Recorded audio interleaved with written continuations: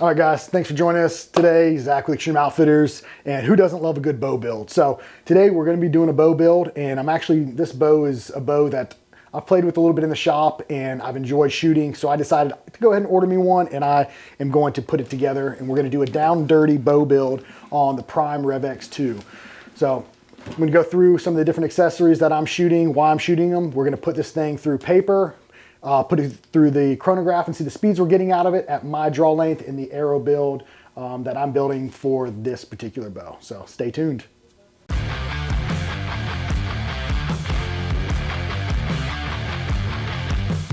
All right, guys, so this is a bow that I've wanted for a while. Who doesn't love a good bow build? I've been sitting on this bow for a little bit, and I finally got an opportunity to build it and get to play with it. So I went with the Prime Revex 2 as one of my builds for this year. So we'll go ahead and open this thing up. So one of the reasons I chose this bow to build and mess with was I shot it a little bit and it just holds really, really well. So I got it in the Morel Scar. As you can see, I really like the pattern on it. Prime's finishes are incredible, super smooth, just really clean looking.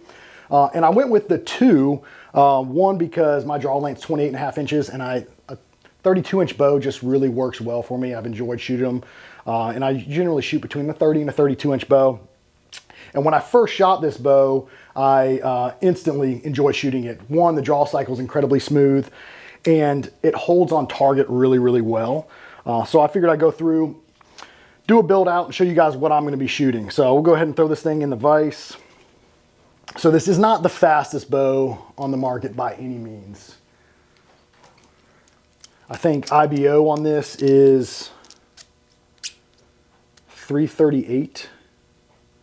All right, guys, so we're gonna go ahead and get this thing built. We got it level. First thing I'm gonna go ahead and mount on it is a Hamskea Epsilon. I'm just a big fan of Hamskea in general. I like the limb-driven rest. I like how there's no timing issues. You run that cable down to the limb and they're bulletproof, really well built. We've never had an issue with them as far as timing or really ever, I don't think had a warranty issue ever with Hamskea. So we're gonna go ahead and mount this thing on here. I think majority of the guys in the shop are running whether it's an Epsilon, a Primer, or a Hybrid Hunter Pro on their bows. And as you can see, we've got a little workshop back here now. I went ahead and mounted a vise so we could work in the back so we can shoot some videos while guys are out front shooting on the range or we're working on bows for people. I'm going to be actually shooting some Victory Rip Extreme Velocities. So like I said, this bow is not the fastest bow. So I wanted a little bit lighter arrow that I could run on this thing to get some decent speeds out of it. So I'm going to be running the Rip Extreme Velocity. It's going to be a 300 spine, and I'm going to cut it down to right around 28 inches. And I'm actually going to be running a 75 grain outsert in it with a 100 grain head to get a little bit more weight out of it and hopefully stay within those speeds that I'm looking to get out of the bow.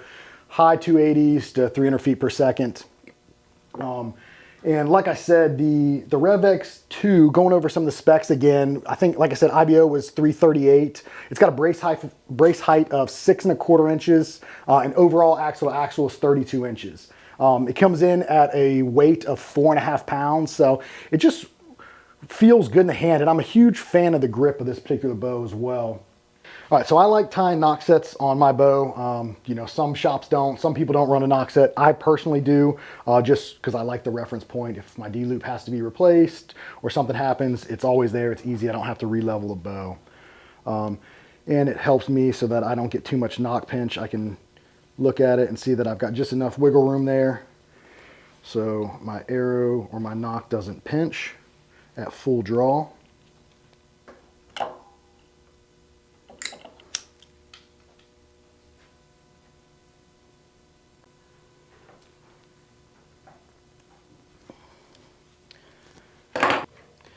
All right, so we got our D-loop on, we got our knock set.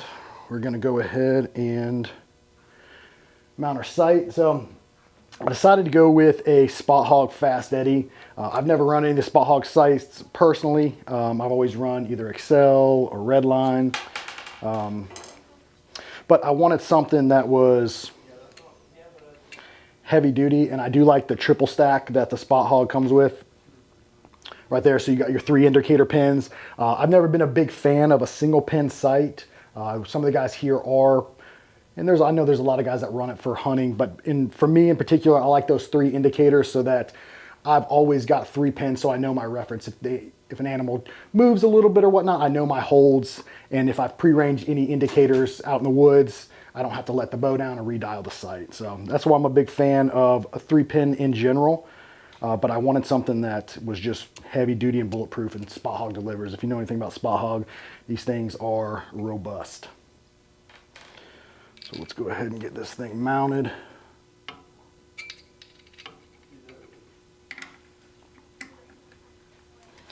All right, so we got our sight mounted. I'm going to throw a bar on there, run the little bee stinger bar. Just to add a little bit of weight. Like I said, this bow already holds really well, and this 8-inch bar, I think will do the trick for me. All right, so we'll go ahead and check our center shot on this. See where we're at.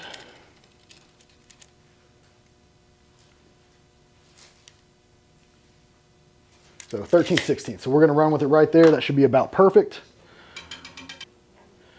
All right, so next thing we're going to do is we're going to head to our tuning room, and I'm going to check to make sure that this thing is in time. And then we'll step back over here and we'll build a couple arrows. See what speeds we're getting out of it and go from there. All right, so we'll put this in our specialty press, our Pro Press, and check the timing on it real quick, see how many pounds we're drawing. 70.5 pounds. The timing is spot on from the factory. Kudos to Prime. That makes it easy. All right, timing and everything's good. So what we're going to do now is we are going to build a couple arrows, shoot it through paper, and then put it through the chronograph and see what kind of speeds we're getting out of it. All right, so like I said, we're going to run the Rip Extreme Velocity from Victory. I'm going to cut these things down right at 28 inches.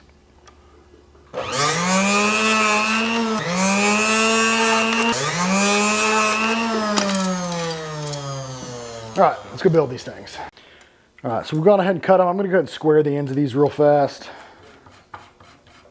All right, whenever I'm building any new arrows for myself, I'm doing any kind of testing, I always like to hot melt my components in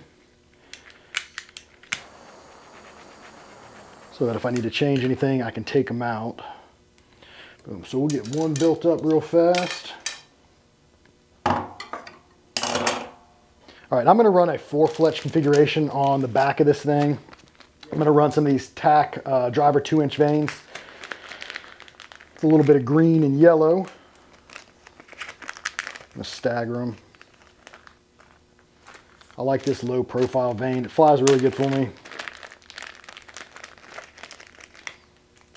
Especially shooting a mechanical broadhead. These things have done well for me. Go ahead and line this thing up.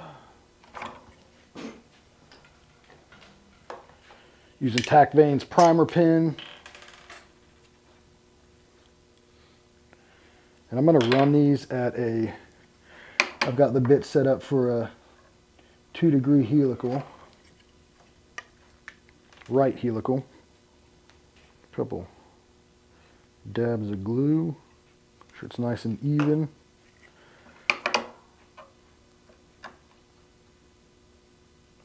Get this thing set.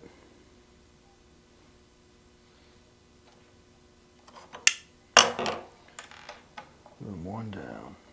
Like I said, 300 spine, 28 inches with 75 grains up front. And we're going to run a 100 grain head. So we'll get over all weight here of this arrow.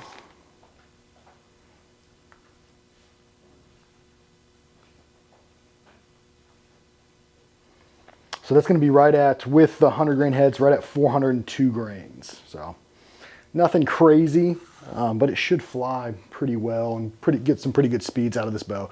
So we're going to take it back to the tuning room. We're going to shoot it through paper, see what it's doing, and then we'll put it through the chronograph. So let's head over there. All right, let's put it through paper. Thing is so smooth.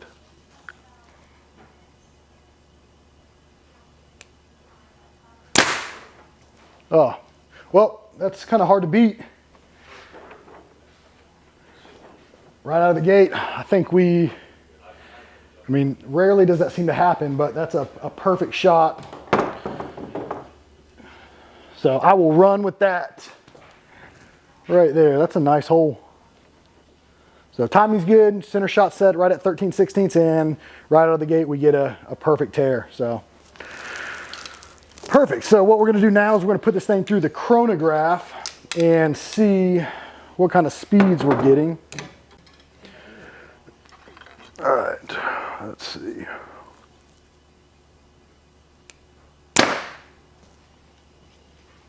.296, that'll work. Nice and fast, nice and flat. Not a super heavy arrow, but 400 grains, I think that'll do. So I'm excited to spend a little bit more time behind this bow. Like I said, we got it tuned up, we got it built, we got some good quality accessories on there. I'm gonna build up, fletch some more arrows now that we know this thing's flying good, and take it out and get it sighted in and spend some time behind it. So to recap this thing, this is the Prime Revex 2 coming in at shooting high 290s, I think 296 feet per second at 28.5 inches. And that's a 70-pound bow, shooting the Victory Rip Extreme Velocities. And these came in at a weight right around 400 grains. So the bow shoots like a dream. Incredibly smooth, holds on target really well, putting up good speeds. Even though the arrow is a little bit on the lighter side, it's just shooting really well. So I'm excited to kind of finish fine tuning this thing, throwing a peep in it, and then taking it on the range and getting it sighted in. So as always, appreciate you guys following along. If you got any comments, drop them in the comments box below. Make sure you guys are following our social channels. Like we've been saying, we've got a really big giveaway dropping, I think October 1. So make sure you follow along to get entered on that. And as always, thanks for watching. We'll see you in the next video.